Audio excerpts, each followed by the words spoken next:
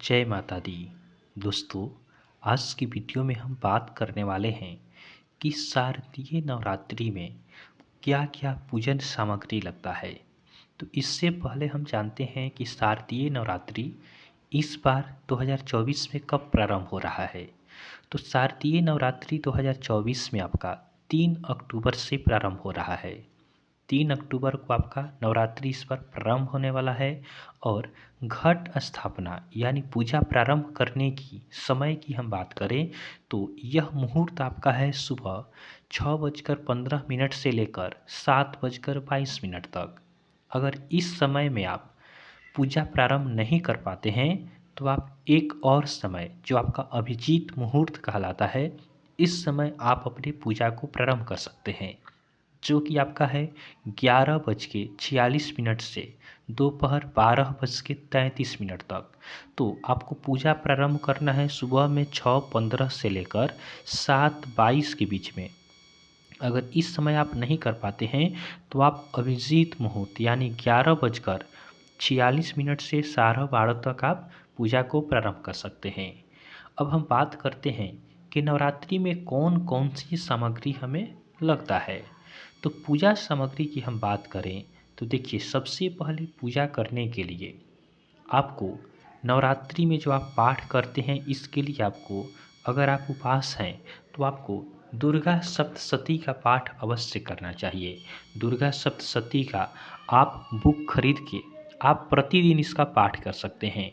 प्रतिदिन आप पूरा पाठ करें या 9 दिन के अंदर भी आप, अगर आपके पास टाइम नहीं है तो 9 दिन के अंदर भी आप इस सप्तशती की पुस्तक को समाप्त कर सकते हैं। या आपके पास टाइम है तो प्रतिदिन आप पूरा दुर्गा सप्तशती का पाठ कर सकते हैं। उसके बाद माता की आरती कर सकते हैं। अब हम सामग्री की बात करते हैं कि कौन कौन सी सामग्री हमें पूजा में लगेगा। तो देखिए, पूजा में आपको सबसे पहले अबीर चाहिए। अबीर के साथ साथ आपको रंगीन वस्त्र चाहिए।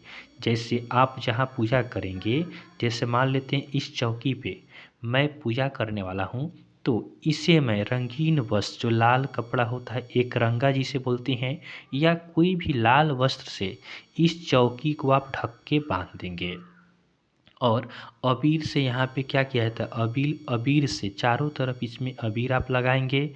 और अगर आप क्या करना चाहते हैं, जई गिराना चाहते हैं, तो इसके लिए आपको जौ या गेहूँ लगेगा।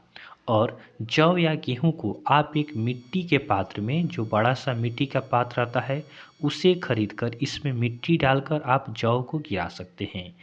उसके बाद आप अखंड दीप के लिए भी एक मिट्टी का क्या खरीद सकते हैं, मिट्टी या पीतल का आप दीप खरीद सकते हैं, जिसमें आप अखंड दीप जलाएंगे।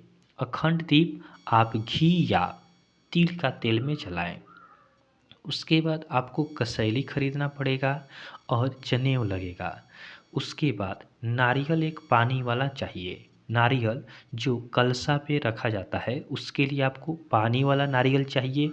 और जो हवन के दिन आपको नवमी को लगेगा, उस दिन आपको सूखा नारियल चाहिए। उसके बाद आपको लाल चंदन चाहिए। इसके बाद बात करें तो इसके साथ साथ आपको लगेगा पीला चंदन लगेगा, सिंदूर लगेगा, रक्षा सूत्र आपको चाहिए। उसके बाद पंचमेवा चाहिए और पूजा मिश्री चाहिए। और आपको कपूर चाहिए। कपूर आपको प्रतिदिन जब आप आरती करेंगे तो उस समय आपको कपूर की आवश्यकता पड़ती है। धूप बत्ती चाहिए। देखिए, अगरबत्ती जो हम जलाते हैं, अगरबत्ती को नहीं जलाना चाहिए, क्योंकि अगरबत्ती में जो आपका लकड़ी लगा रहता है वह बांस का होता है। और बांस को जलाना पूजा में अशुभ माना जाता है।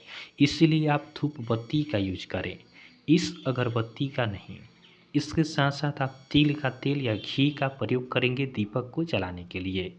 और इसके लिए आप दीपक जलाएंगे तो उसमें बत्ती भी लगेगा, तो बत्ती आप बाज़ार से खरीद सकते हैं या कपड़े से खुद से बना सकते हैं।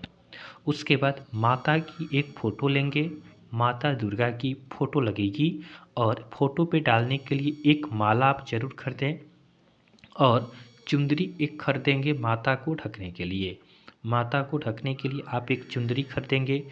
उसके बाद आपको गंगा जल लगेगा पूजा में, मध लगेगा, धूप लगेगा, माचिस एक चाहिए। उसके बाद प्रसाद चाहिए। प्रतिदिन आप पूजा करेंगे सुबह शाम, तो दोनों समय आपको प्रसाद लगेगा। तो प्रसाद आप अपनी आवश्यकता अनुसार, अपनी इच्छा अनुसार कोई भी प्रसाद खरीद सकते हैं। जैसे केला, सेब हो गया, मखाना हो गया, मिश्री हो गया, बादाम हो गया, इस तरह आप कोई भी प्रसादी खरीद सकते हैं। इसके साथ साथ प्रसाद के साथ साथ हम पंचामृत भी बनाते हैं। तो उसमें 5 चीज़ों को मिलाकर बनाया जाता है।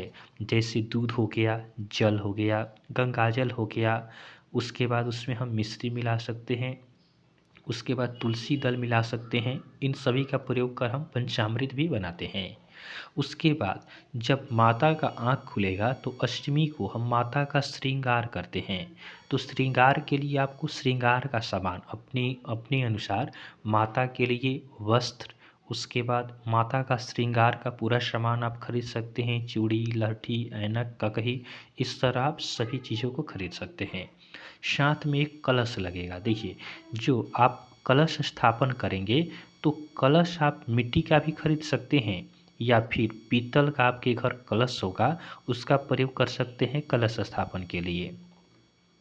उसके बाद आपको लगेगा अक्षत लगेगा। अक्षत आप रंग देंगे, सादा चावल का यूज ना करें अक्षत के लिए, चावल को रंग के ही अक्षत का प्रयोग करें। इसके बाद कलशा में डालने के लिए आपको आम का पत्ता लगेगा, हल्दी लगेगा, आसन लगेगा। आप आसन पे कभी बैठें और पूजा कभी भी ऊंचे स्थान पे करें। जो आप चौकी रखें, पूजा का चौकी छोटा सा आता है, तो पूजा का स्थान आपसे ऊंचा होना चाहिए और आप कभी मिट्टी में बैठ के पूजा न करें। अपने बैठने के लिए आसन जरूर रखें, साथ में लौंग रखेंगे।